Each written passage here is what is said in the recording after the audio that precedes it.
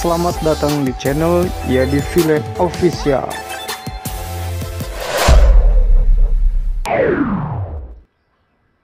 Assalamualaikum warahmatullahi wabarakatuh. Selamat datang kembali di media pembelajaran ilmu pengetahuan alam di channel Yadi Village Official. Baiklah, para peserta didik kelas 9, mari kita sama-sama berdoa sebelum memulai pembelajaran ini. Semoga kita senantiasa diberikan kemudahan dalam pembelajaran.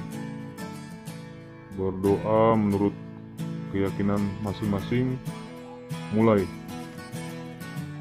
Berdoa selesai.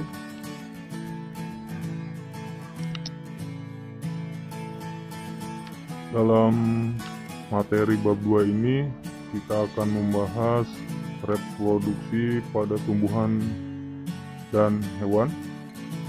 Tahukah kamu bahwa ribuan ikan di laut ditangkap dan ratusan ton sayuran dipanen untuk dikonsumsi? Pernahkah kamu berpikir bahwa apabila sumber daya alam hayati terus-menerus digunakan, dapat mengalami kepunahan? Bagaimana agar sumber daya alam berupa hewan dan tumbuhan tidak punah? Hewan dan tumbuhan merupakan sumber daya alam terbarukan yang dapat terus dilestarikan melalui upaya reproduksi atau reproduksi. Reproduksi hewan dan tumbuhan dapat dilakukan melalui dua cara, yaitu reproduksi seksual dan aseksual. Supaya dapat memahami lebih lanjut tentang reproduksi hewan dan tumbuhan, mari kita pelajari materi ini. Ayo semangat untuk belajar pada bab ini. Perkembangan makhluk hidup. Dan di sini tersedia peta konsep dalam perkembangan makhluk hidup. Di sini ada manusia, ada hewan, dan ada tumbuhan. Manusia, reproduksi perkembangannya adalah beranak, melahirkan. Kemudian hewan reproduksinya terbagi menjadi dua, yaitu generatif dan vegetatif. Dan di sini generatif itu bisa beranak atau melahirkan atau disebut vivipar. Kemudian bertelur, ovipar. Kemudian bertelur dan beranak disebut ovovivar. Sedangkan vegetatif di sini untuk hewan tidak ada. Kemudian untuk tumbuhan di sini perkembangannya dibagi menjadi dua, yaitu generatif dan vegetatif. Yang vegetatif di sini ada alami dan juga ada buatan. Nah, ini adalah salah satu perkembangan makhluk hidup mengenai manusia, hewan, dan tumbuhan. Kemudian berikutnya perkembangan tumbuhan. Di sini kita akan membahas generatif dan vegetatif, ya. Perkembangan tumbuhan vegetatif terjadi secara alami dan terjadi juga secara buatan. Dalam alat perkembangannya pada tumbuhan di sini contohnya bunga, ya. Bunga di sini ada tangkai bunga, kemudian ada dasar bunga, kemudian ada kelopak bunga, kemudian ada mahkota bunga, dan ada juga benang sari atau putik, ya. Nah, ini adalah salah satu alat perkembangan yang terjadi pada tumbuhan, contohnya di bunga.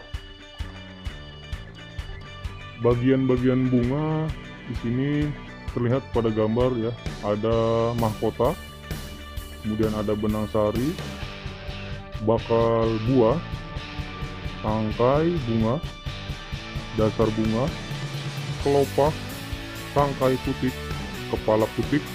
Nah, ini benang sari itu merupakan alat kelamin jantan, adapun alat kelamin betina adalah putik, ya. Benang sari merupakan alat kelamin jantan dan putik adalah alat kelamin betina. Baiklah, ini adalah salah satu gambar yang sudah tersedia, contohnya dalam bagian-bagian bunga. Selanjutnya, jadi tidak semua tumbuhan yang memiliki benang sari dan putik dalam satu bunga. Tumbuhan yang memiliki benang sari dan putik dalam satu bunga disebut bunga yang sempurna. Jadi benang sari berfungsi sebagai alat kelamin jantan. Benang sari terdiri dari kepala sari dan tangkai sari.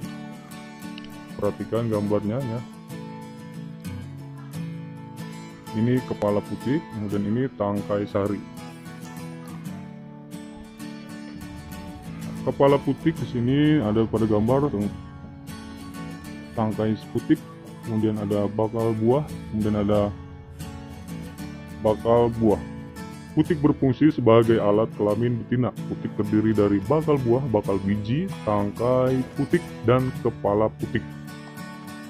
Lalu bagaimana terjadinya perkembangan pada tumbuhan? Terjadinya perkembangan tumbuhan itu berawal dengan penyerbukan. Penyerbukan yaitu melekatnya atau jatuhnya serbuk sari ke kepala putik. Nah, ini adalah terjadinya perkembangan pada tumbuhan.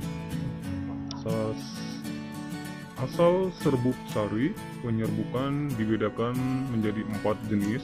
Yang pertama, penyerbukan sendiri, yaitu serbuk sari jatuh ke kepala putik bunga itu sendiri.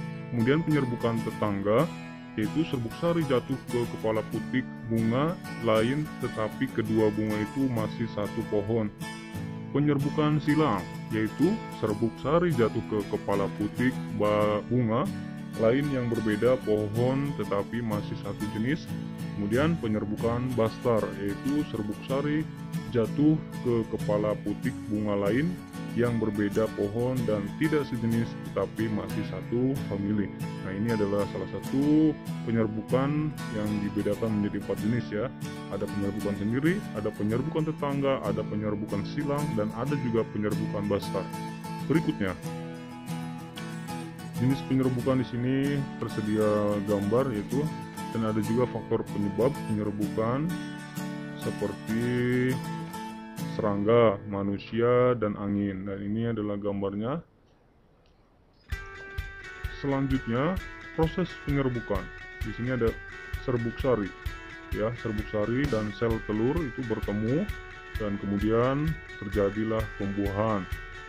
Lalu menghasilkan buah dan biji, lalu tumbuh menjadi tumbuhan yang baru. Nah, ini salah satu proses penyerbukan.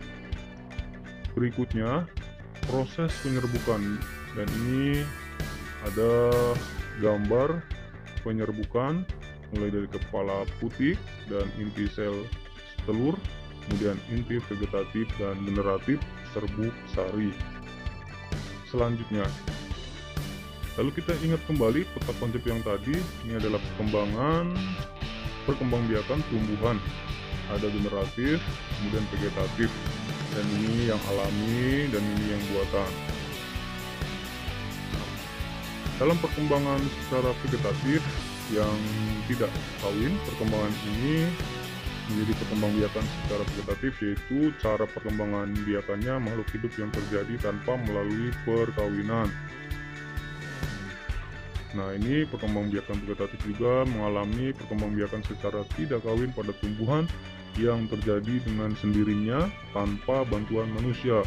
Dan juga macam-macam perkembangbiakan vegetatif di sini antara lain menggunakan umbi lapis, umbi batang, umbi akar, akar tinggal, geragi, tunas, dan tunas adventif.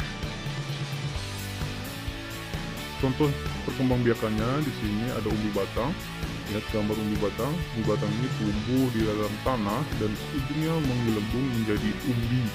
Umbi batang di sini sebenarnya merupakan cadangan makanan bagi tumbuhan itu. Pada permukaan umbi ini tumbuh sisik dan untuk membentuk mata tunas, ya, contohnya kentang. Vegetatif alami, di sini ada umbi lapis. Umbi lapis ini merupakan pelepah daun yang berlapis-lapis. Pada bagian atas umbi lapis tumbuh daun, sedangkan pada bagian bawah umbi lapis terdiri dari cakram dan akar serabut. Dan perkembangbiakan umbi ini juga dimulai dengan tumbuhnya siung pada tunas ketiak yang paling luar. Pada awal pertumbuhan, siung ini mengambil makanan dari induknya. Jika siung ini telah berdaun dan berakar, siung ini dapat membuat makanannya sendiri dengan melakukan fotosintesis. Nah, ini siungnya ya, dan ini cakram, dan ini akarnya, dan tumbuhlah daun di sini.